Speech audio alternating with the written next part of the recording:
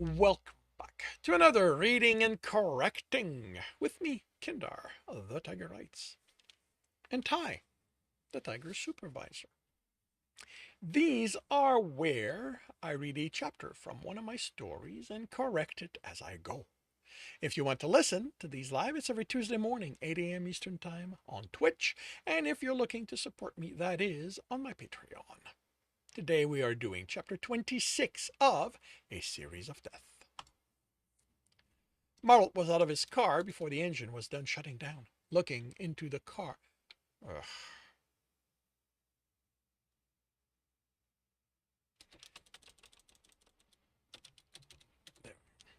Marlot was out of his car before the engine was done shutting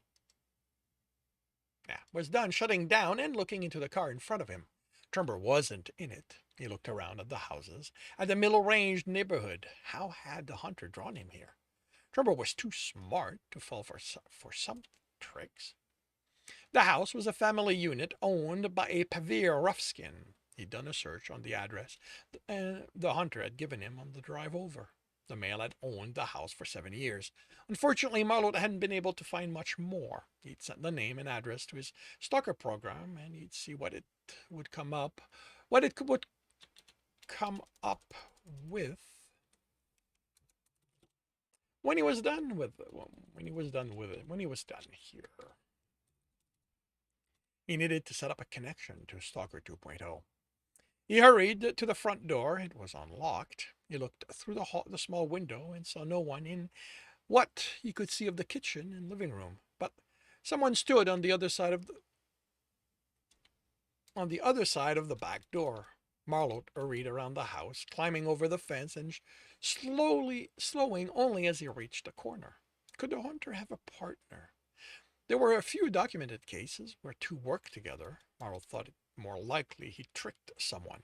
He glanced around, someone with white fur wearing an enforcer uniform. A second glance turned into a stare as he realized it wasn't white fur. He hurried to the unmoving form. The uniform didn't fit the mannequin properly when he was close enough. An inspection showed no alarm attached to it or the door. The lock was also turned off. He cracked the door open and listened. No sounds. A sniff brought the sense of vegetable, faint cleaner, something he thought was a prey species. No blood, fresh or otherwise. Marlot tried not to think of the fact the hunter killed by breaking necks, so there wouldn't be blood, and not enough time had passed for the smell of death to spread. Trembor wasn't dead. He looked into the kitchen with its eating area. The living room was had a large screen, an expensive model too. The couch was large, built for a more massive species. He stepped in, silently closed the door, and listened again. Still no sounds. The hallway was the only possibility, and he caught Trembor's scent as he approached it. Fresh. He stayed still to keep from running. He wouldn't help by barging into whatever trouble the lion was in. 4 scents, 4 people. One was older than the others and close enough to be the same species as the strongest one. 4 scents. The 4th scent was recent, like Trembor. It also registered as prey. Where was the hunter's scent? He edged to the first door, a bathroom, no one in it. The next door was storage, a mess of boxes and disturbed dust. There might have been a fight there, but more likely someone in a hurry to take their things out of there. Also no one. He eyed the last door, the only one closed, of course. He turned the knob, stopping when it clicked. Nothing happened, so he pushed it in. He pushed it in enough to look. A wall and a dresser. He opened it more. The corner of a bed with feet visible on the floor. He hurried in and stopped when he saw the lion slumped on a chair on the other side of the room, a hare in enforcer uniform standing behind him. The incongruity of the large, restrained lion with the smaller hare behind him shorted Marlot's brain long enough he noticed Trembor was breathing. He was alive. Marlot's mind re-engaged with a deep breath of his own.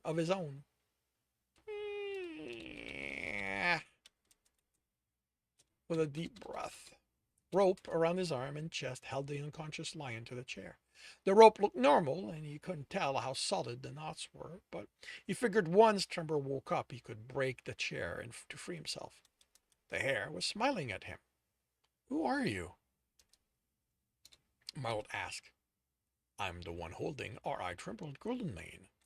The lion looked around for where the hunter might be hiding. He sniffed the hair, but only the same four scents in the living room from the living room, and all were presents. All were present.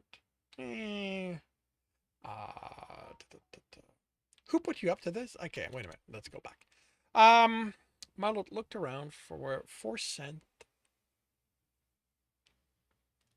They're not all present because the girlfriend slash ex is not there. 4 cents from the living room.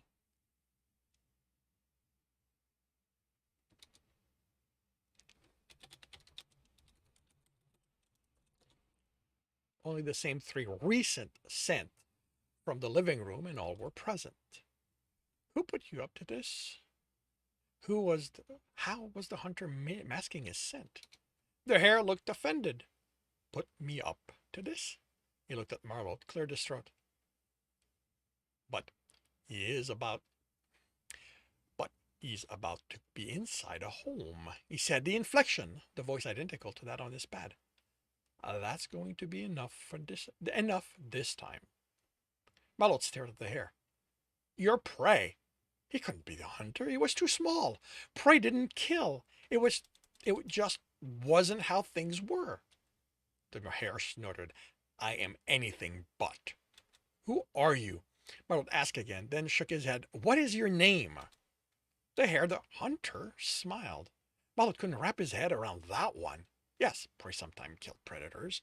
He'd brought one in not too long ago, but he'd been a moose, larger than Marlot was. This was a hare. He barely made it to the wolf's chest. He couldn't. He looked at Trembor tied to the chair. Obviously, he could subdue someone larger than he was. The hunter cleared his throat, and Marlot looked at him again. Annoyed, his mind had wandered. Do I have your attention? The hare asked. Good. I'm not giving you my name. You can find out when you take my ID off my body. Marlot remembered something the hunter had said in their first conversation. I'm not killing you. I will stop you, but I'm bringing you in. The hare leaned against Trembor, arms crossed over the lion's shoulder. Why? You didn't bother bringing in Roxel. I really wish everyone would stop bringing him up. Marlot growled. For one thing, it was a group effort. I'm not the one who killed them.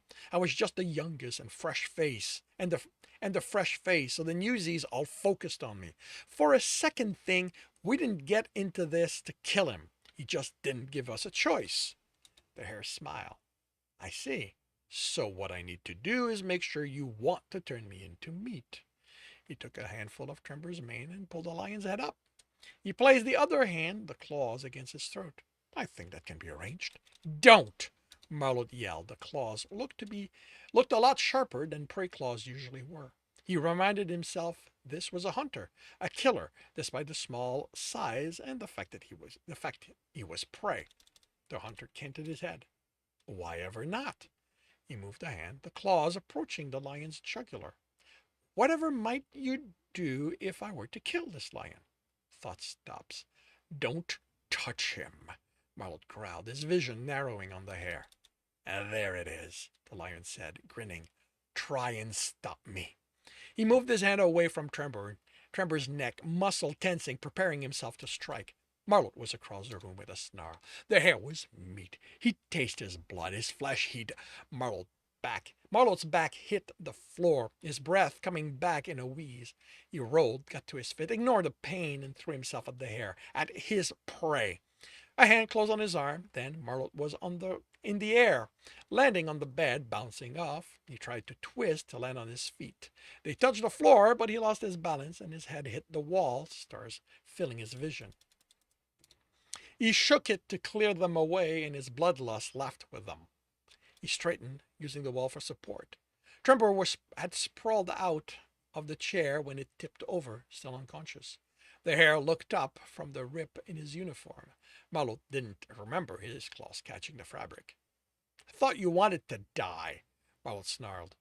You think that's easy to do? The hare sneered. Lie down, bare your throat. Marlot stepped forward, but kept away from Trembor. Let me finish you. The bedroom was large enough he could keep the fighting away from the lion. I don't surrender, the hunter said through gritted teeth. I can't. They saw to that. They? At someone, he shut down the thought. He couldn't get distracted now. He rushed the hare, hand closed into a fist, striking fast. The hare was faster, moving before Marlowe decided where he'd hit. He landed a kick, and the hare rolled back to his feet before hitting the wall. Grinning, he ran at Marlowe, claws out. He blocked and parried, and dodged and staggered as the utter familiarity of the movement struck him. Claws cut his arm. It had been a punch the last time. He stepped back, trying to reconcile conflicting information again. You're the hare from the gym. I told you, he said with the next volley of attack. I thought fighting you would keep the urge away. Marlowe dodged. You, not as him personally, but as in them, predators. Then why pick me? The gym has much better fighters than me. You fought dozens of them before I got to you. The hare looked at the lion, and Marlowe tensed to put himself between the two. What you have, the hare said, turning back to Marlowe. There was no way they'd been the only couple at Gerbor's gym. I lost that fight. The hare smiled. You did? But then it was just practice, wasn't it? There was no stake to it, just pride. I guess for you, to be able to say you beat the prey no one had. That was clearly not incentive enough. I think someone's life is a better motivation. This time the hare stepped toward Trembor. Marlot was between them. Clawing at the uniform, smelling blood, he staggered back, holding his stomach. The kick had more strength behind it than Trembor's. How did someone that small hit that hard? That's more like it, the hunter said, looking at the bleeding cuts on his arms. Continue to remember that the instant you're down, I'm going to kill the lion. Marlot snarled, but fought the urge to leap. He backed away, pulled the hare with him, away from Trembor. Far enough, he could see the body on the other side. The body, the one he'd been too stunned to look at when he'd landed on that side. Rhinoceros. He filed that for later. He couldn't just react. They'd fought, so the hare had a sense of what to expect from Marlot. Well, Marlot barely remembered the fight. He wished he'd paid attention to the hunter's style now. The hunter attacked. A series of slash Marlot avoided, and a kick he blocked. Before the hare stepped back, Marlot struck, a mix of punches and kicks, doing his best to borrow from other fights instead of his usual attacks. The fist connected a few times, as did one kick. You're not going to beat me with closed fist, the hare said, then struck again. He was faster than Marlot and more precise. So the only reason Marlot was still standing, still alive, was that the hare wasn't looking to kill him. Like Marlot, he was holding back. Marlot slipped between an attack and struck, taking the hare by surprise, but not landing the blow. He pushed the attack, kicked, then his instinct said to strike with fist, kicked when his instinct said to strike with fist, punching when he wanted to use his feet. The hare blocked and struck back, the kick staggering Marlot. I don't need the back here. Claws! The hunter snarled, landing another kick. Marlot ground his teeth and fought against the exhaustion.